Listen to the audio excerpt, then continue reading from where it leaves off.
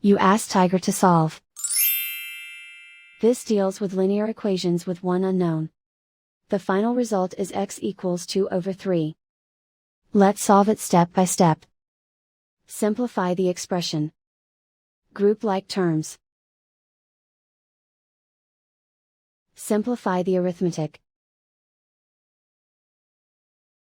Group all constants on the right side of the equation.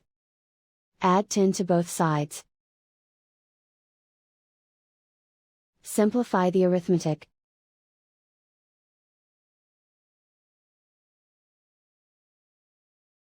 Isolate the x.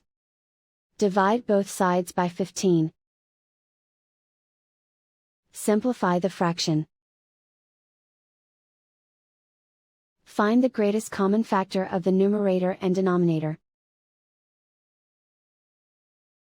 Factor out and cancel the greatest common factor.